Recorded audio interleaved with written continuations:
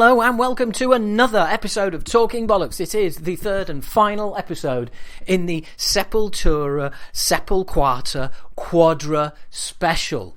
A trilogy, if you will. That's what we call anything with three parts, isn't it? So, my name is Howard H. Smith. I am lead singer of UK thrash band Acid Rain. First put out an album back in 1988.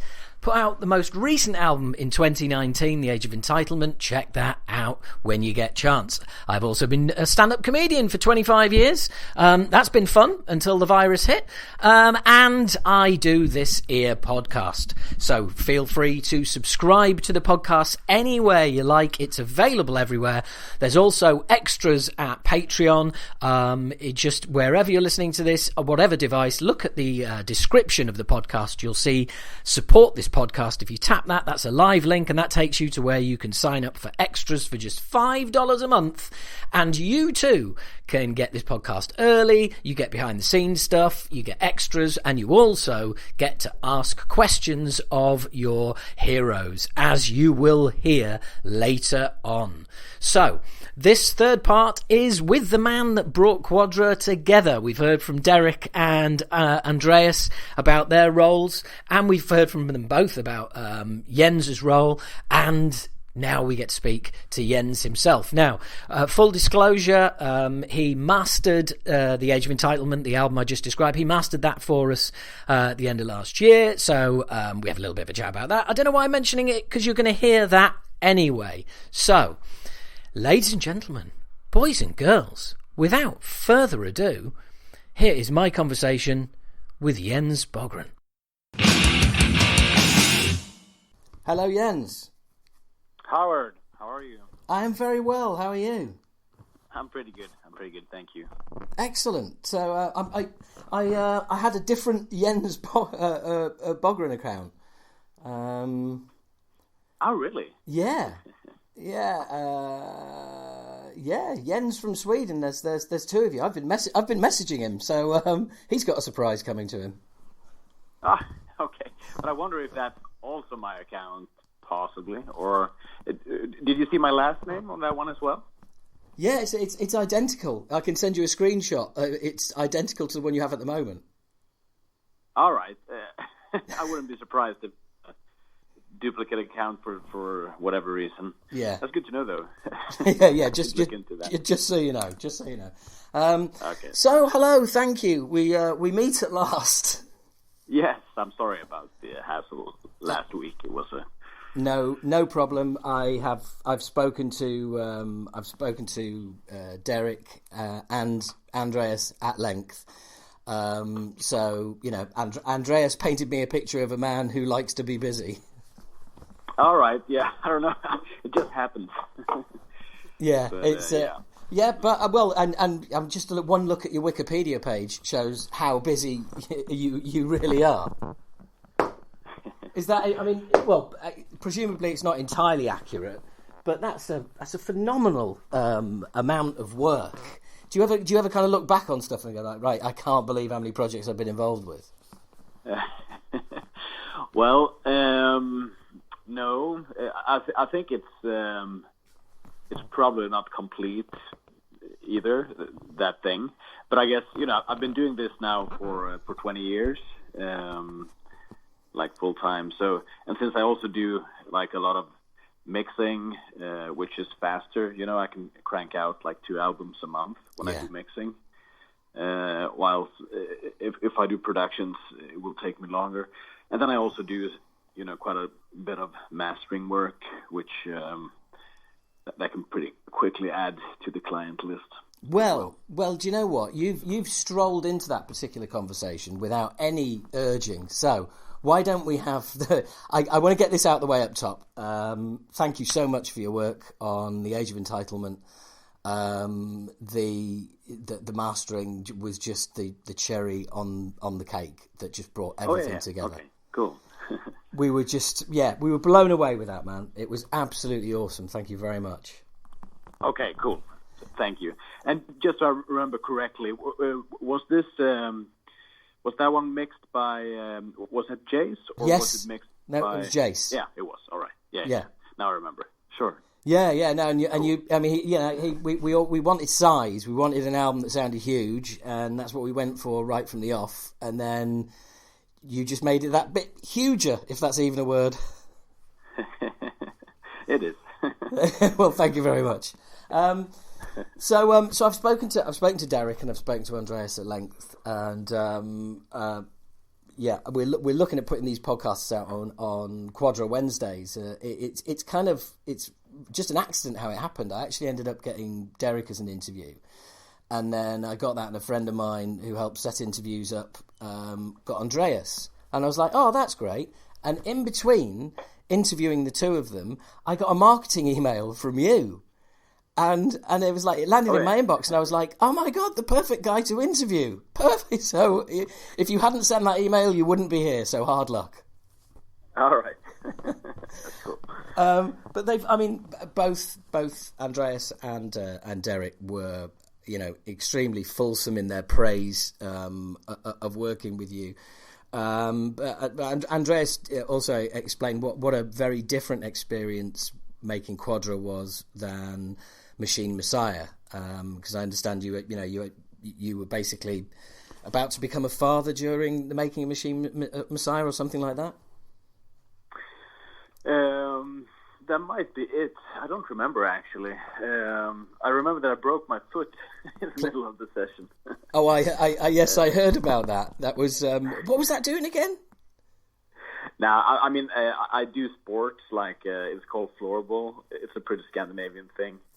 It's like indoor hockey kind of thing.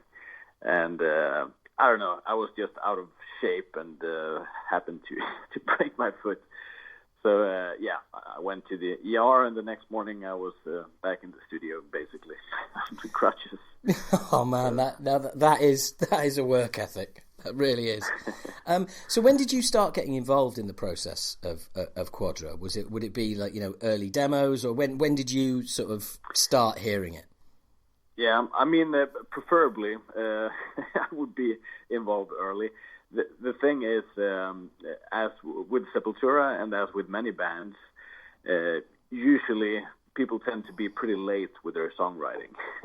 And there are exceptions, but in this case, I think I managed to hear some songs before we entered the studio, and send some pointers and notes.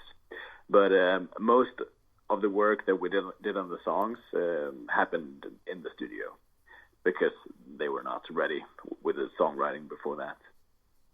Right. Okay. So that presumably that's. I think that aligns with what they said, unless I remember correctly. Now, I think they were a little bit more on par with the songwriting for the Machine Messiah. This time it was a little bit more, last minute kind of thing. But But did that, in any way, did that benefit the process in any way? Because I know Andreas was quite keen to point out that during, it felt to him like during the making of the album, every time somebody had an idea, it seemed to work, and you just kept adding layers as you went. Yeah, I'm used to working that. I think that's a nice creative process. I'm not afraid of changing things in the studio and discussing even song structures down to the very last second, basically. I think it's a fun way of working.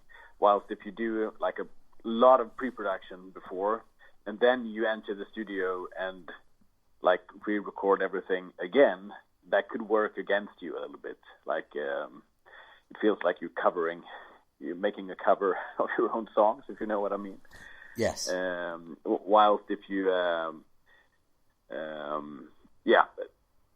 put a little bit more on, if you make sure that you have like a basic good core song and melodies before the studio, but you don't think too much about the surrounding elements. For me, that usually ends up with a more interesting product, and I think that has to do with the fact that you can be more creative in the studio, and let's do this, and then we do it, and then we move on. Yeah. So you basically say you can be be a bit over. There's a danger in being over prepared. Sometimes I've noticed that, yeah, with some bands that come in and they made such proper demos, and they can also not strive away from that. If you come with suggestions, it's like, yeah, but this is the song. We're happy with this. Yeah, I do feel that you can definitely be over prepared, but it's also very different. Some bands would still really benefit from that and would still be open when you get into the studio. So it's really from project to project. But many really great albums have been written in the studio, more or less. So I think both works. And for me, with the bands that I've worked with, I would say that most of them has not been super prepared entering the studio, and we would still, be able to crank something really cool out of it.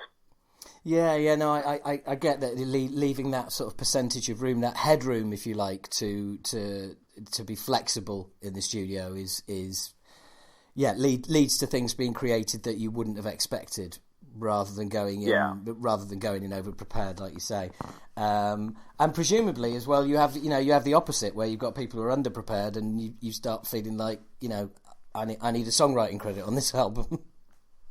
Yeah, that can be a nightmare, especially when it comes to lyrics, because that's pretty common. That apparently there were not enough lyrics for this album, and like last minute kind of thing, and then you end up sitting and helping writing lyrics instead of trying to record proper vocals. So in that regard, when it comes to lyrics, it's great if those are at least pretty prepared, because that's a really time-consuming task, and usually needs to go back and forth, especially if I'm helping with that since I'm not native English. So, but we've done some cool lyrics as well in the studio over the years. Yeah, that's really interesting. Speaking as a lyric writer myself, I've always got too many words. And it kind of it amazes me that people can turn up with without lyrics, without completed lyrics. It's that's insane. It is insane. Yeah, ever so slightly. Yeah. Well, as my good friend Andy Sneap always says, his favourite bit of advice for any band entering the studio: learn the fucking songs. Yes. That is a very good advice, but it's hard. The bigger or more, at least the more experienced the band is, the less prepared they usually are, actually, because usually it's people with families, and they have their tour cycles, and then when they come back from the tour, they're supposed to start writing and to the studio, but then feels pretty good to be home with the family, and then everything gets a little bit late. And there's usually those kind of people that don't have their lyrics prepared and didn't write their songs, finished, and definitely didn't rehearse anything. I know, and some people listening to this will be quite amazed that some bands can be so disorganized, but that's not always the case, is it? It's not always a case of being disorganized. Sometimes it's just, it's circumstance. It can be a label pushing an unrealistic timeline, and presumably all of that stress and pressure ends up on you as well. Yeah, it could definitely be like that, and it could also be that they feel that from experience that it always works out. The producer will take care of it, sort of. So it goes both ways. Like I said, sometimes some really, really good songwriting can happen on the spot in the studio as well. So, but it's really down to personal business. I've been working with a German band called Powerwolf. I've been doing pretty well lately, and they are like the opposite. If you would think, how would a German band be?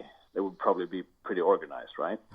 And if we're going with that particular racial stereotype, then yes. Yeah, but it's truth, man. It's not a stereotype. Yeah, but by the same token, you should be speaking to me from your Volvo on your way to your sauna.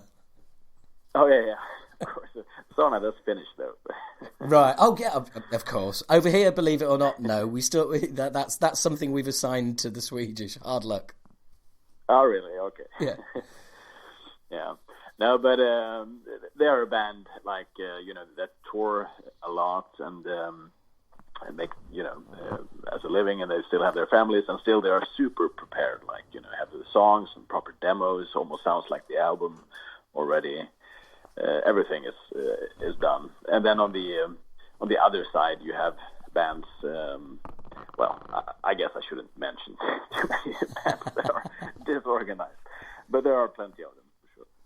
And so, and presumably, when it's a situation like that, it then becomes about almost. And I've spoken to producers before about this, and it's and funnily enough, Andreas and Derek said the same thing. It's like for that period when you're making the album, you effectively become a band member, and part. You have your say, and they both said you're very forthright about your opinions, and you're not backwards about coming forwards, as we'd say over here. Have you always been like that? Is that sort of confidence developed over the years? That's a good question. I guess it develops over the years. Also, as you grow older, it's a little easier to to be the father of the actual album production at play. But now I do remember actually one anecdote when I was working as an engineer for some like gospel album, and there was this producer, and we were editing vocals, and I was constantly, saying my thoughts about it, like, but don't you think we should use that take, etc.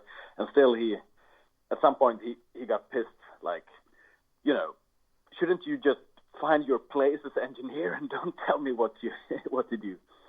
So I guess that's when I realized that I don't really like being the engineer only.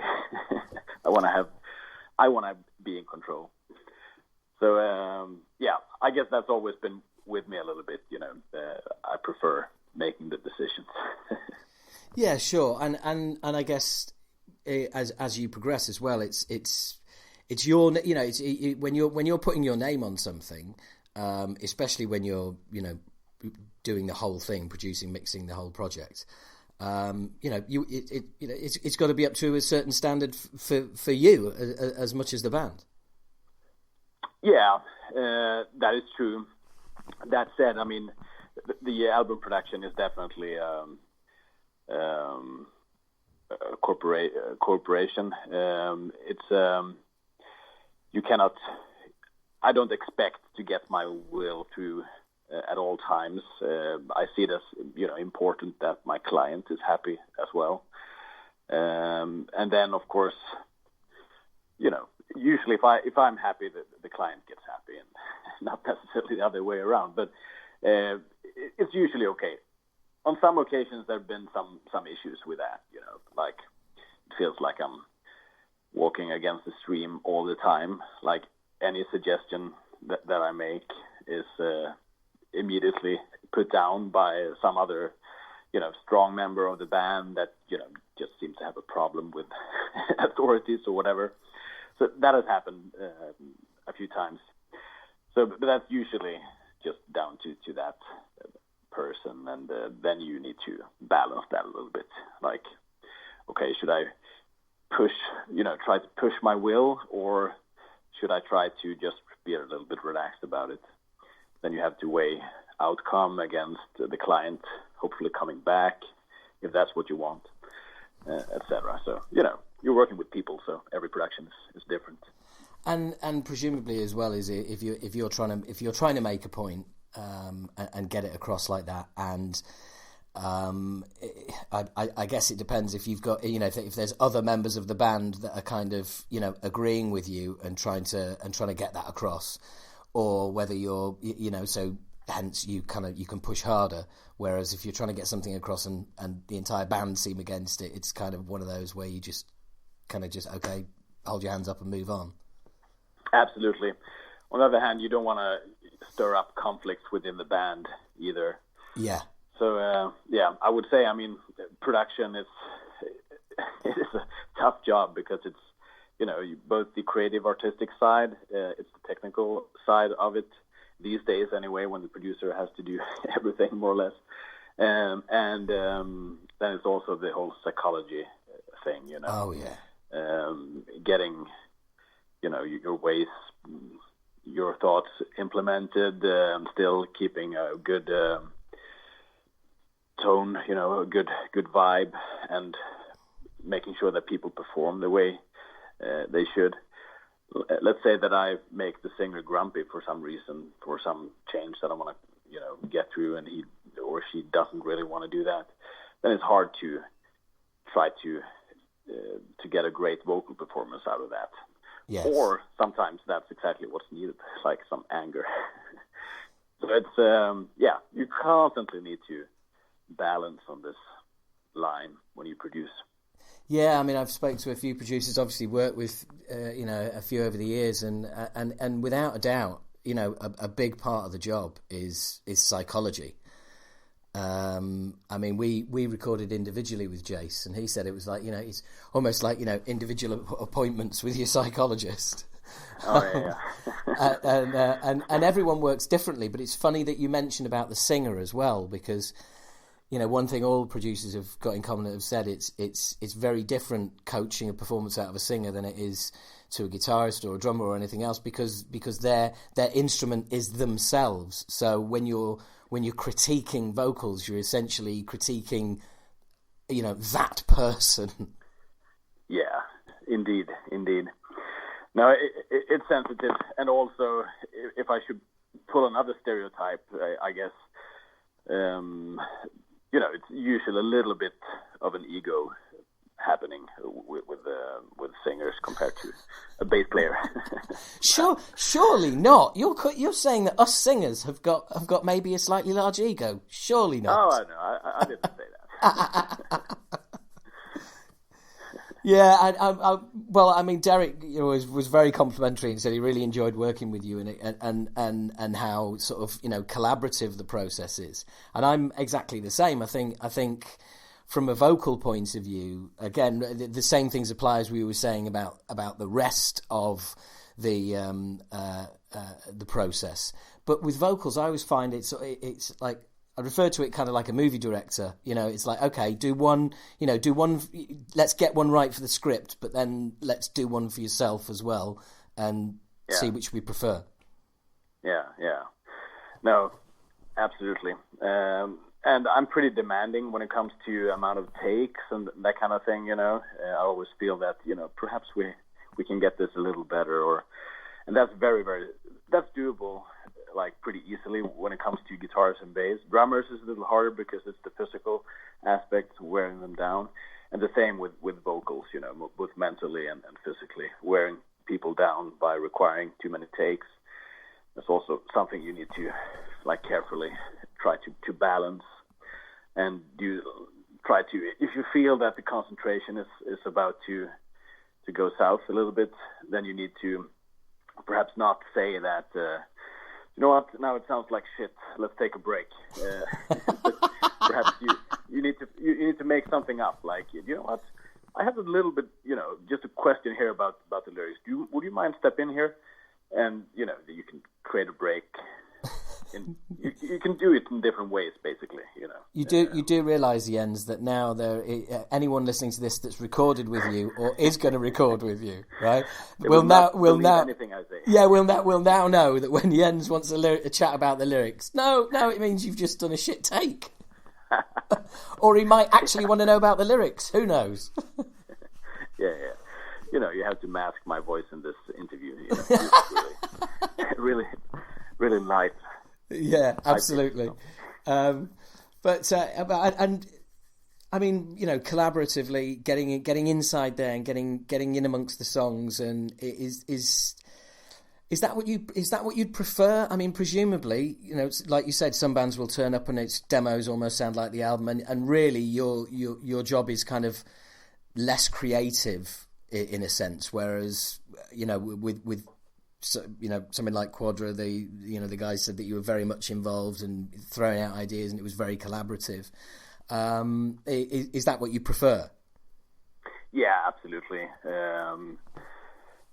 That's the most fun, you know, doing that.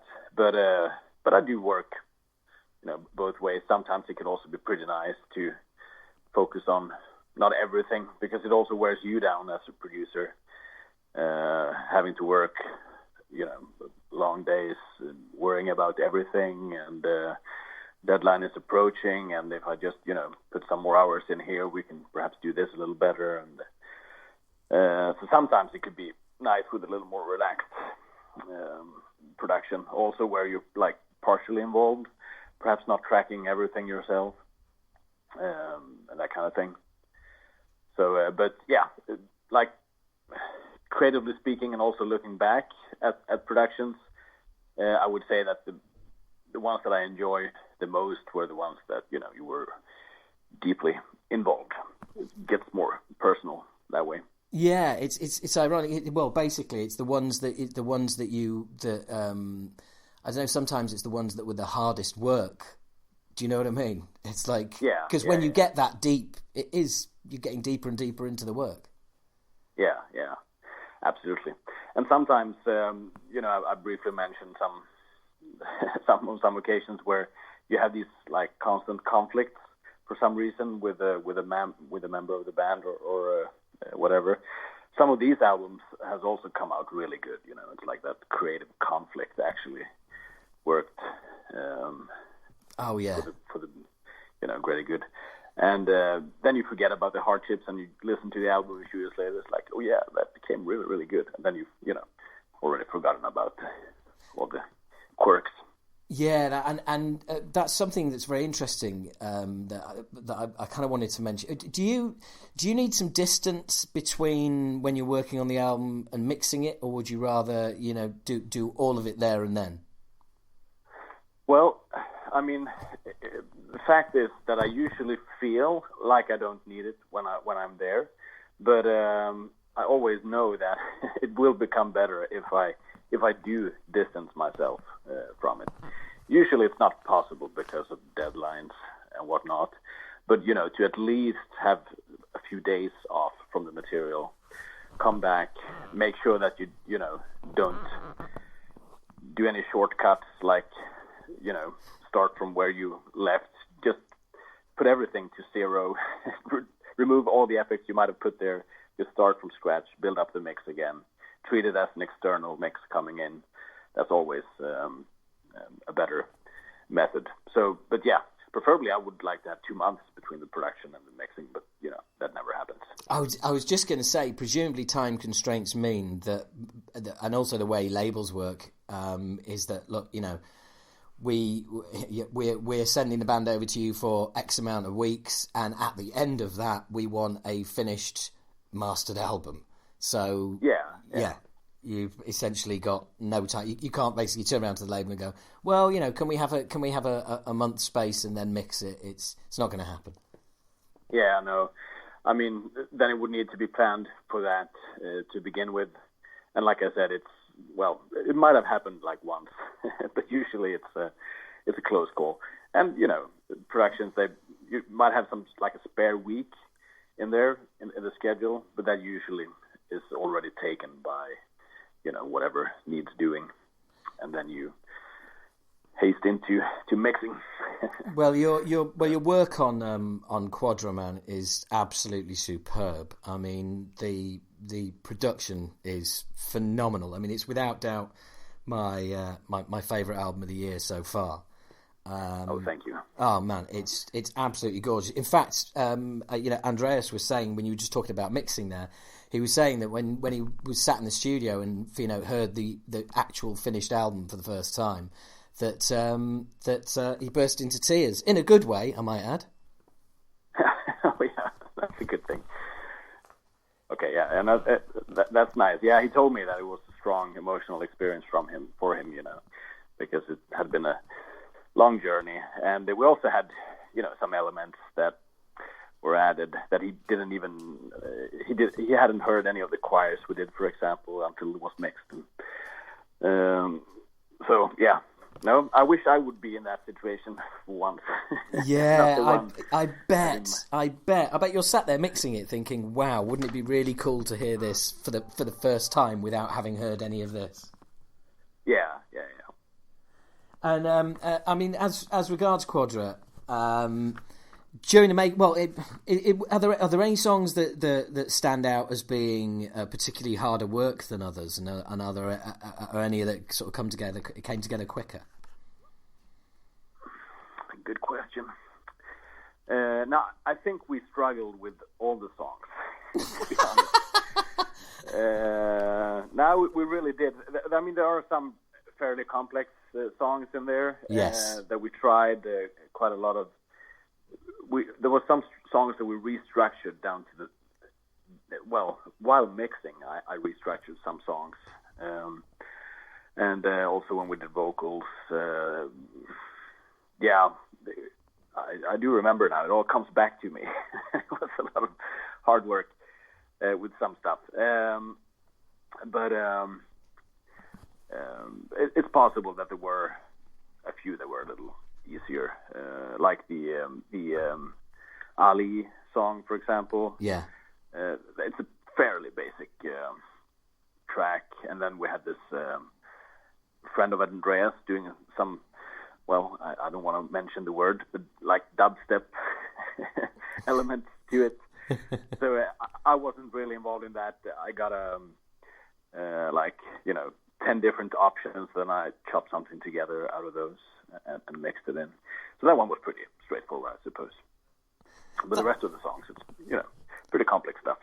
So when you're saying that the first time they heard the choral stuff was when you was when you mixed it, did they? I mean, presumably you discussed the choral vocals being there, and it was just a case of you sort of saying, "Right, I'm going to stick some chorals in there." Or when you were mixing it, did you just think, "Hey, I know what would sound good there"? No, this was something that I brought onto the table pretty early on. I think when we were recording drums, I had some choir ideas that I pitched to them a little bit, and they were. They're very open to all ideas. So, and then as I was trying to arrange the choirs, there were some more added as well, and then we worked on some Latin lyrics with some other external help on that. So we had a plan for it, and Derek even sang like a guide, like a one-line guide for some of the choirs for the phrase, to get the phrasing right and that kind of thing. And then I had a friend who actually arranged them into the different sections, and then I had them recorded here in Örebro. But that was like a really last-minute thing. It was basically at the same time as I started mixing, the choir recording happened. So, yeah. Wow, that sounds like one of those things that you've got to do, but at the outset you also know this is going to be a lot of work, and there's a lot of moving parts, different people involved, and you've just got to hope it all comes together. Yeah, it is. And also the fact that you need to find time for 25 singers at the same time. I think there was something like that, 25 singers for this. Wow, all that ego in the room at one time. Yeah, it's a nightmare, isn't it? Everyone want to phrase their own way. But that was interesting. Have you recorded sort of multiple vocals like that before? Yeah, I have. Oh, right, okay. So you're an old hand in dealing with all the different voices. Yeah, I mean, when I started out, I didn't work with a lot of heavy music. I really did. I moved up to where I'm now in Örebro, like 2001, and to begin with, like the first few years there, it was still at a time when people needed a studio for doing their stuff. So I did everything, basically classical stuff, folk music, jazz, all that kind of thing. So it was a really, really good experience for me. So I don't fear anything when it comes to arrangements and instruments and stuff like that. So it's a little different than most metal producers that usually comes, from playing in a band, perhaps, and that kind of thing. Yeah, absolutely, and presumably as well, you still have that issue. And again, some people might not believe this when hearing it, but you'll still have that issue of having a member in the band who is expected to deliver, who unfortunately, for whatever reason, just doesn't seem to be able to pull it off. Yeah. Do you mean in general, or? Yeah, I mean, well, no, I mean, kind of like that ultimate situation where you've got a song and everyone's kind of laid down their stuff on it, and somebody is struggling and just kind of like not up to the task. That's got to be one of the worst situations to deal with. It is. I mean, an absolute worst case scenario, perhaps. Someone else needs to engage for the task. Yeah, that's hard with a singer, of course. So that's that's the worst kind of thing. That's also one pretty good tip I could mention for anyone else struggling with productions. That a pretty standard thing is that people always do vocals last during a production. Oh, thank you so much. Thank you so much. I know what you're going to say, and I'm very excited. Sorry, I was so excited I had to interrupt, but carry on. Yeah, but it's so typical, that yes. You have this certain amount of days, and then it will be a little delayed. And who's going to take the fall for that? Yeah, the singer who only, who had 12 days of vocal recordings, but now it's suddenly 6 days because the bass player had to have 2 more days, and the guitar player had to, etc. So you end up there with a short amount of time. You need to pull up vocals, and then the singer gets a cold, and you're basically fucked. Or you can, cut some pretty horrible vocals. But if you try to think about that to begin with, what I usually do is as soon as it is possible, I usually want to start tracking vocals. So I have a schedule of vocals, like let's try 2 days in a row, 3 if inspiration is there, and then we have a break. 1-2 days will be flexible. Everyone else can easily be flexible. Like let's bring in let's do some guitars, let's do the bass for the song. While the singer, I always put highest priority on the singer, like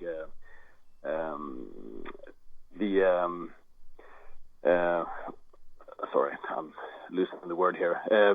Basically, the daily shape of the singer decides whether we do vocals right, or we do something else. Yeah, yeah, and look, I'm really pleased to hear all of that.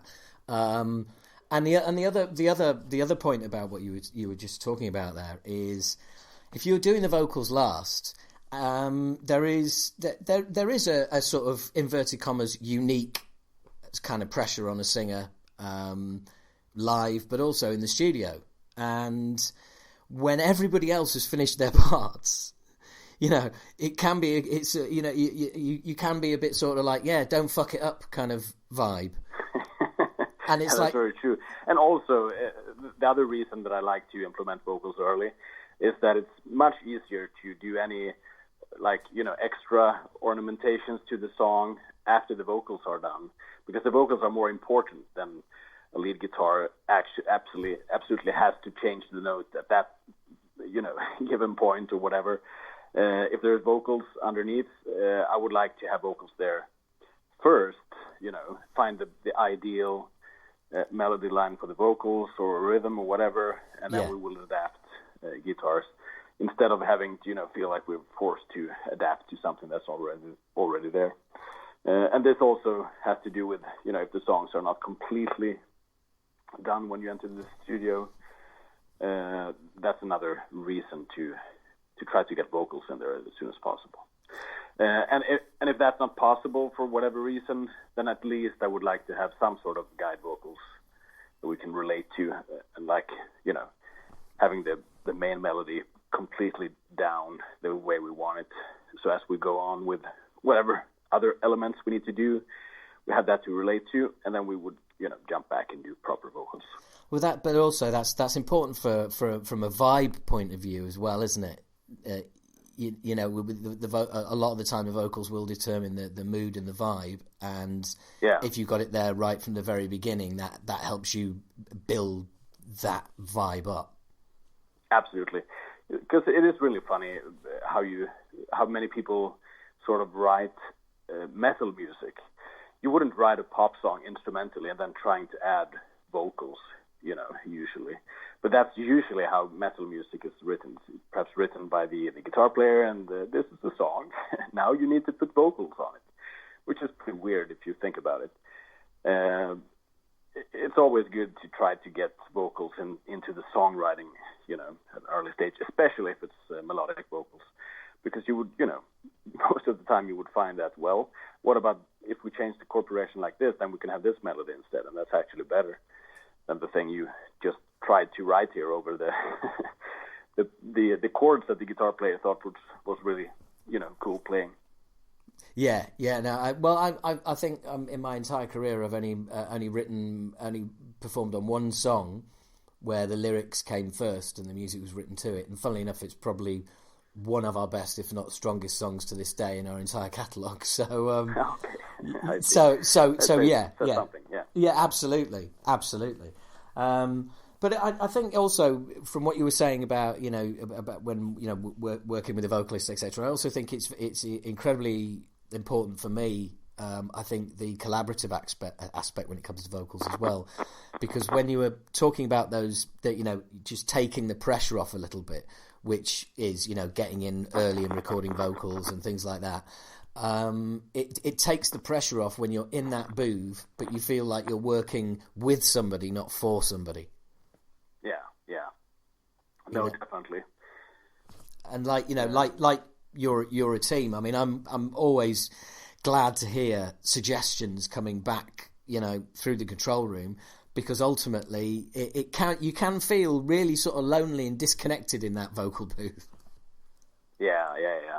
Especially the way you record these days, usually when it comes to heavy music anyway, like person per person.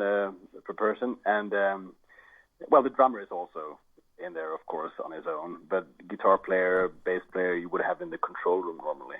And the amps, roaring in the next door room. But like you said, vocalists, you're communicating through talk back, and it's just a pretty alien environment standing there with headphones and, pretty disconnected from the tour, the audience feedback and whatever you're used to as a singer.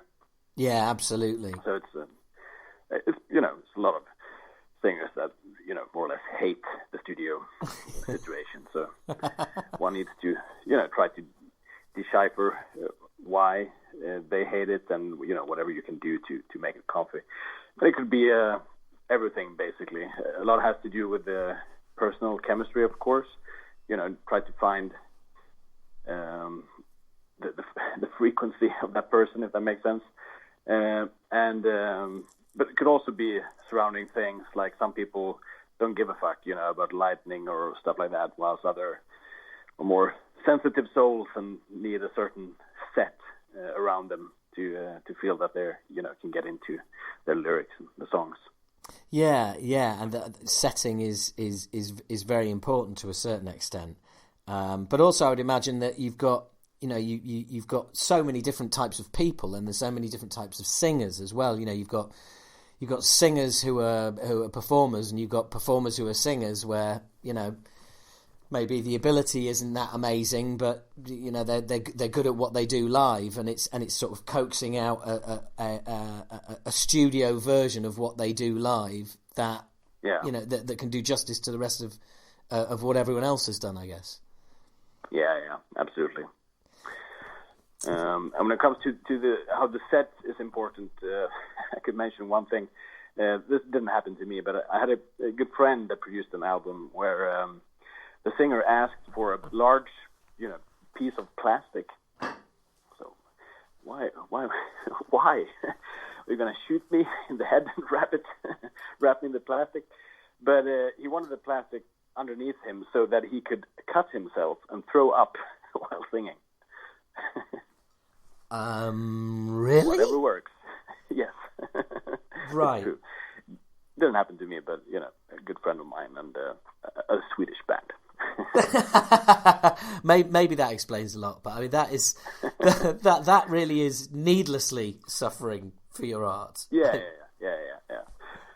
And with I'm getting back to Quadra again. Were you presumably you were in on the whole concept from the very beginning as well, because that's very important because it pretty much is underlying through the whole album.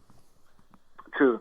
I mean, there were even though that I said that there were a lot of stuff that perhaps wasn't completely ready, and we changed a lot. What was ready was the concept, the Quadra thing, the double LP thing, and also the track order, more or less at least. So there were these guidelines that we needed to keep to, and I thought that was that was completely fair, even though I think choosing the track order is a dangerous thing before you enter the studio. But in this case, it made sense. The song sketches or skeletons were had this in mind, starting off heavy and then go to something else, etc. So I think that makes sense. It also makes it easier for them to have something to talk about in interviews. Fair enough.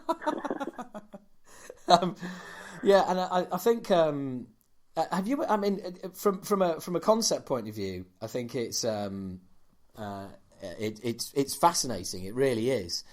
Were you able to? I mean, obviously, there's understanding the concept. Was there anything that you kind of brought to the table that added to that, or prevented you suggesting something? Do you know what I mean? It's like it because the concept is baked into the album.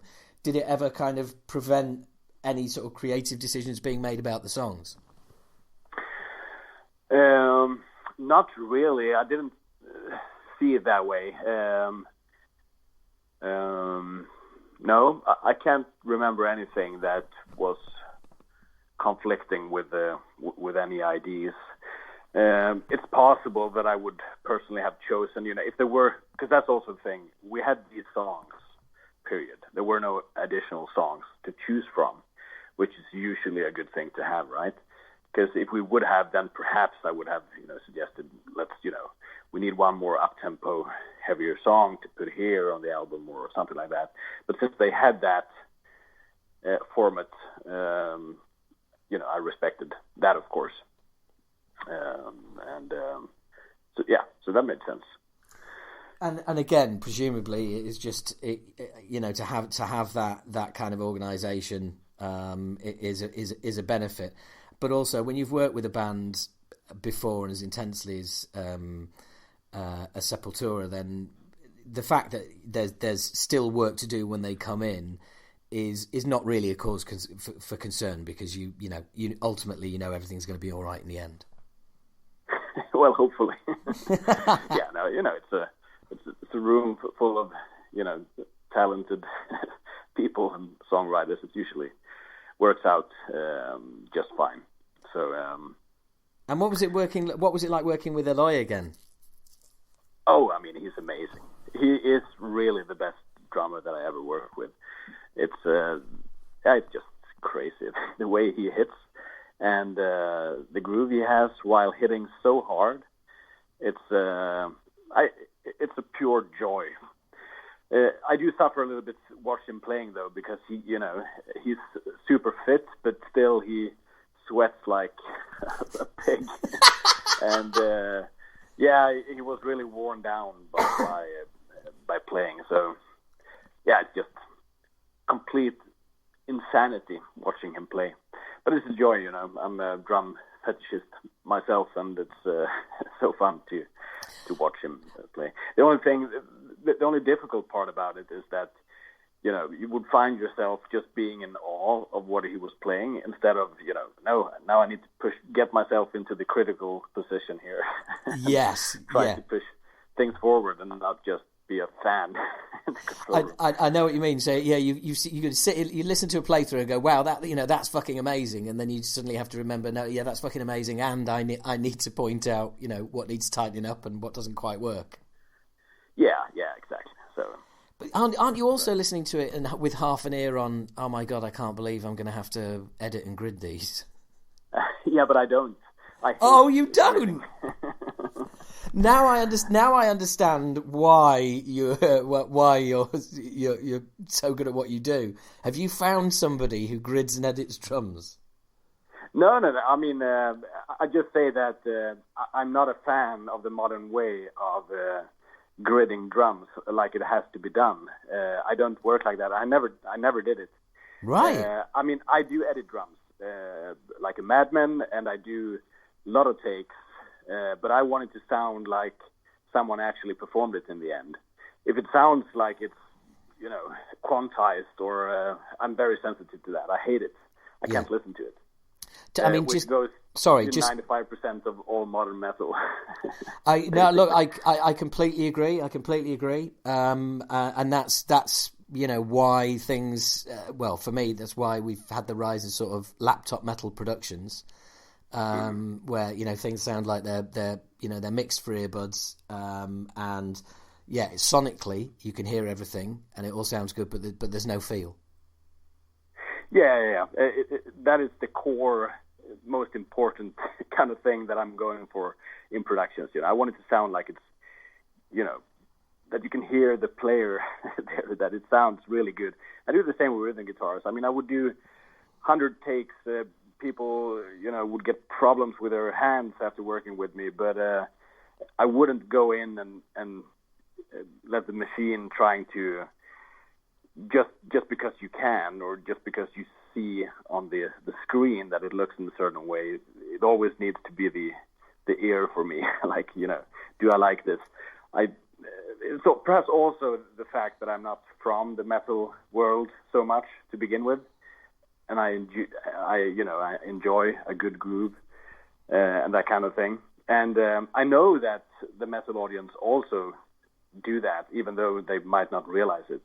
Otherwise, bands like Iron Maiden and Slayer wouldn't be so popular, because there you have the opposite of the modern, destroyed kind of metal. Well, some Maiden albums aren't even bloody mastered. Yeah, exactly. And they would raise like 15 BPMs in the last chorus and stuff like that. Yeah. And I love that.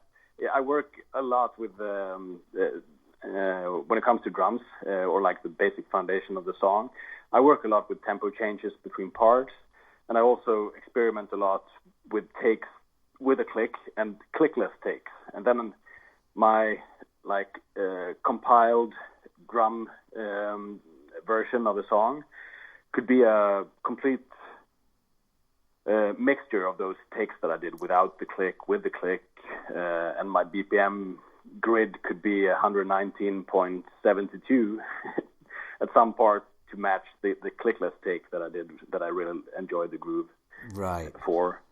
So this is like one of the core things in my productions that no one gives a fuck about to notice, but I do spend a lot of time, you know, with this. And if I listen back to something I did and it feels too static, I never feel good about myself.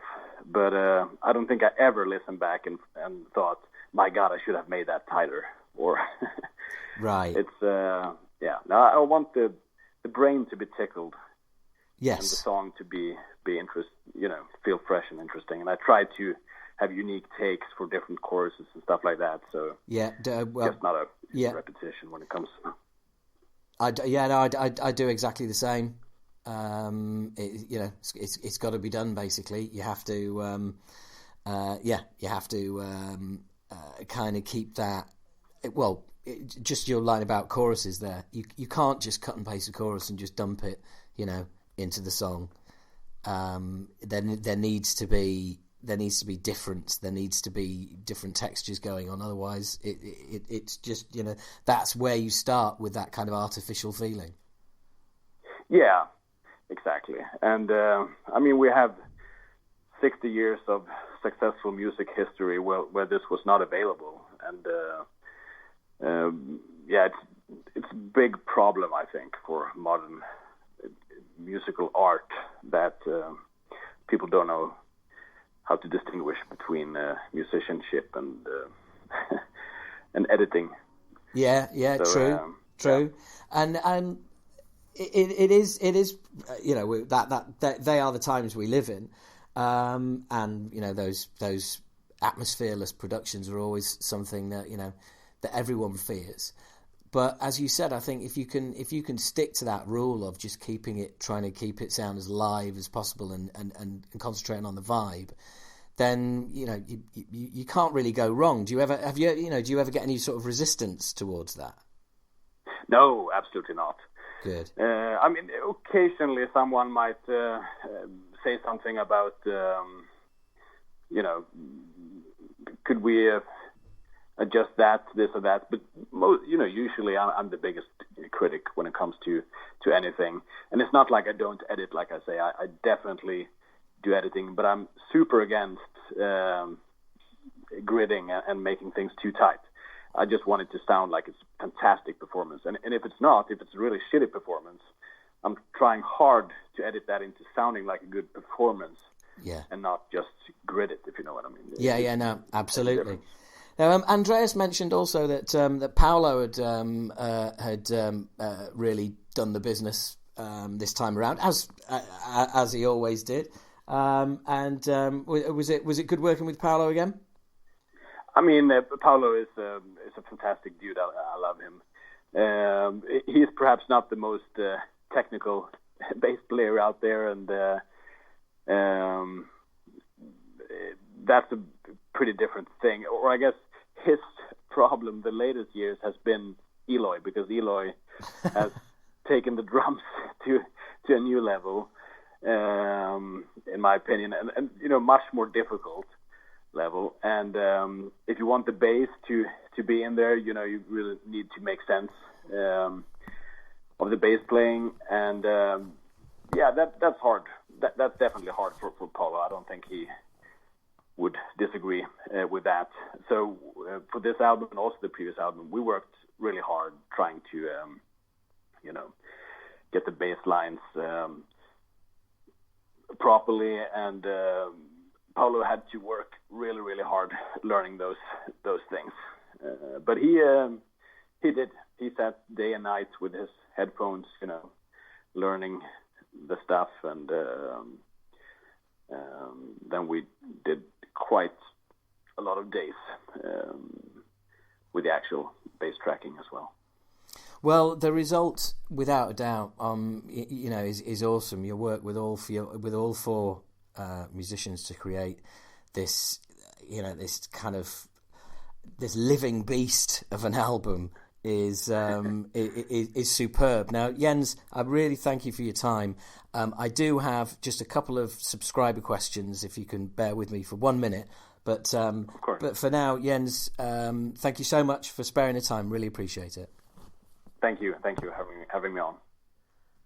And, of course, it doesn't finish there. Now, one of the benefits, as I mentioned earlier, about supporting the podcast via that live link in the description is that you can support the podcast, sign up for $5 a month, and one of the things you get, as well as all of the things I mentioned earlier, is a chance to submit questions in advance for your heroes, people you've always wanted to ask a question, people that you've always wanted to speak to. Well, I get to speak to them for you, and I get to ask the questions that you want to be asked. So these questions were submitted by patrons at Patreon. That's patreon.com/Howard H. Smith. Do this for all the podcasts, so if you want to join in, feel free. Now, here are the fan questions for Jens. Okay, so I have some listener questions for you. Do have some people who listen to this show that are incredibly interested in musical production. So here we go. This is from Nick Russell. After checking, I have at least 30 albums that you've been involved with, including the most underrated album of the last 10 years, Soilwork's The Living Infinite. I wouldn't disagree with that. I would imagine that at this point in your career, you don't need to look for work. Is it more a case of can you fit somebody in? Yeah, that really depends. Really, I mean, usually I know what I'm supposed to do for the next 6-8 months, but as the music business is a pretty alive beast, and people, they are delayed, especially musicians, for some reason. Yeah. There could suddenly be gaps in my schedule. So it's constantly changing. And someone asking me to mix an album, sometimes I'm able to fit it within 2-3 weeks, and sometimes it's far down the line. So no easy way of answering that, but I am blessed that I don't have to hunt for work. Well, that's that is very cool. That is very cool. In fact, oh, by the way, just so you know, I'm not sure if you know this anyway, but yeah, we were recommended to you by Logan Madder. I think it was a conversation that Jace had with Logan, okay. And he was like, "You need to get this dude," because he'd sent over some early mixes of our album, and he was like, "Dude, you need to get Jens to master this." Okay. So there you go. Right, here we go. Next question, which is also from Nick Russell. Being that we've kind of touched on this a little bit, but it's Nick's question. Being that you produce, mix, and master, do you have to view things slightly differently depending on the role you might have on an album? Sorry, can you repeat the question? Sure. Being that you produce, mix, and master, do you have to view things slightly differently depending on the role you might have on an album? So you might just be the mix. Sorry, is he asking using differently? I didn't hear the, or is it just my? All right, okay. So do you have to view things slightly differently depending on the role? Do things. Yeah. Sorry, it's the quality of the Skype conversation. All right, okay. It's not do things. It's view, as in view things. Now I hear it. Right, okay. Yeah, absolutely. You do have to view things differently, and that's the hardest part, I would say, with this doing everything. I would normally say that typically 60 years of music production history has taught us that it's usually best to have different people for these different roles. In metal, it has become different, and also the new times we live in, where you can't really afford having both a producer and an engineer, etc. But it is a good thing about having like an external ear coming in. When it comes to myself, I do feel that over the years I've managed to master all these trades, and I rather do everything myself, so I don't have to, try to tell someone how to do their work. But absolutely, I try to really get into the role of the mixer when I do the mixing. Not think back, not continuing producing while mixing. And the same with mastering. I try not to. If I feel that I need to do something while mastering that I should have done while mixing, I would go back to the mix and make it right before trying to destroying the mixes during mastering. So I can't recommend doing everything. It's usually better to pick someone that is paramount at each task. But what can I say? I'm stupid. Yeah, far from it, mate. Do you have to put your producer head to one side if you're just mixing or mastering?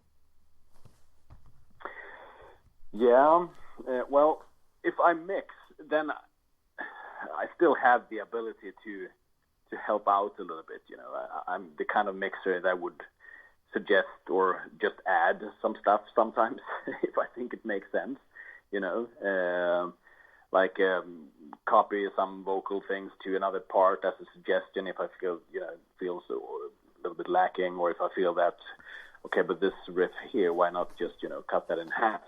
Then I might suggest that to the band.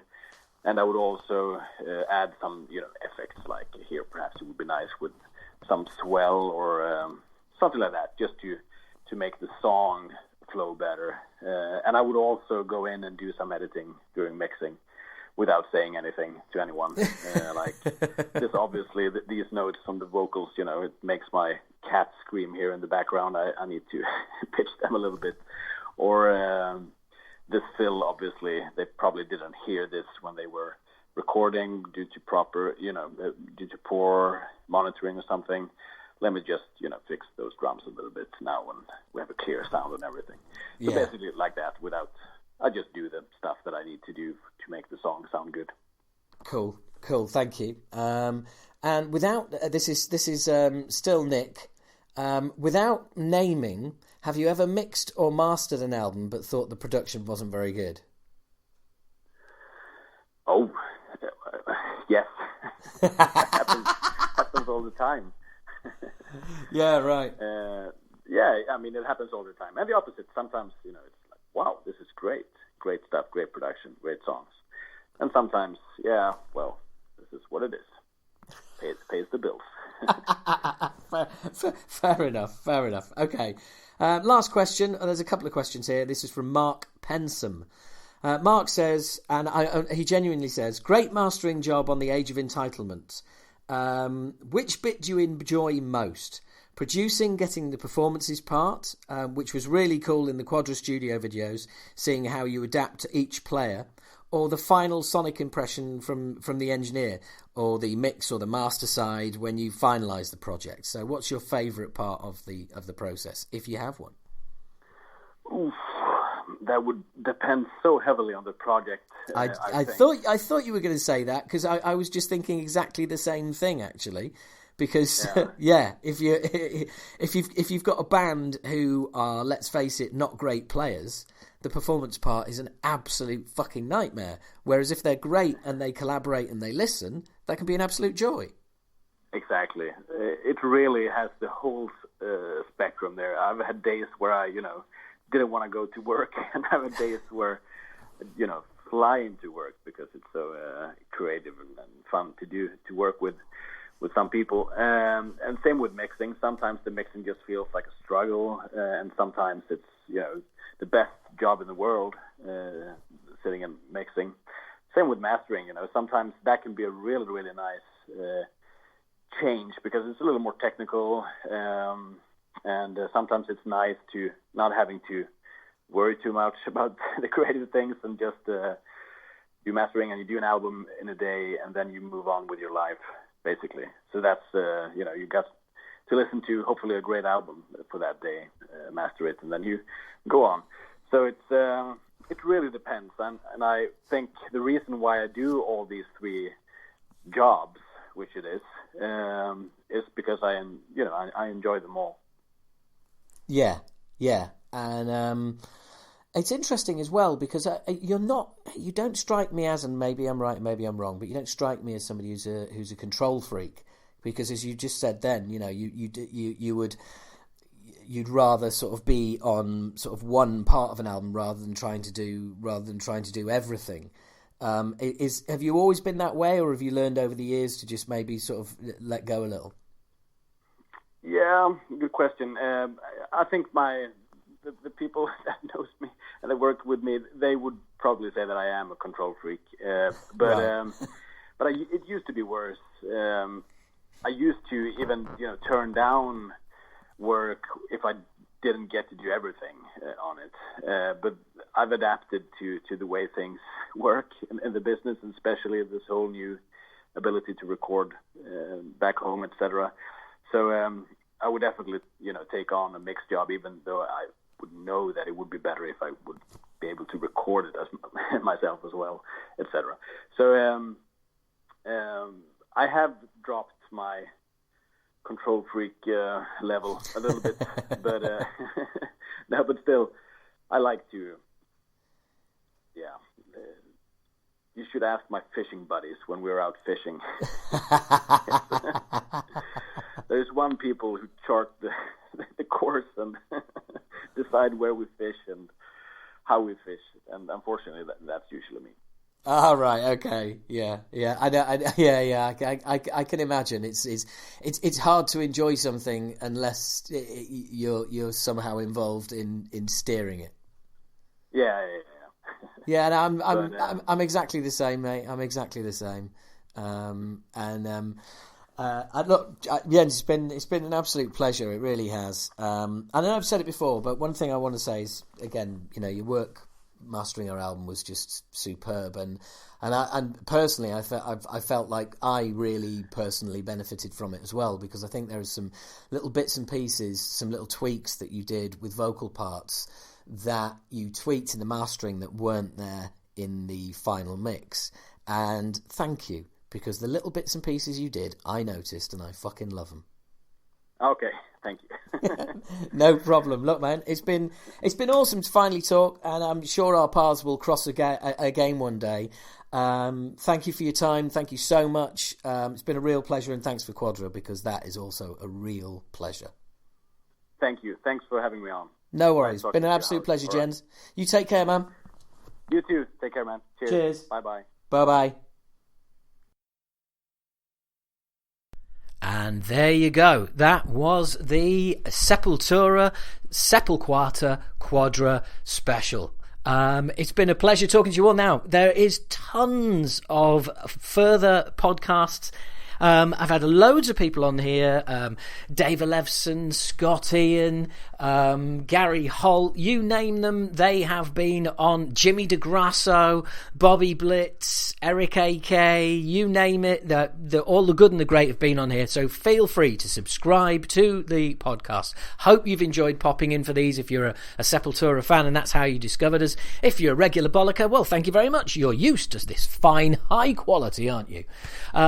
Anyway, all that remains to say is it's been great fun doing this. I have to thank Sepultura because they've been an absolute just delight to deal with. So helpful, so positive.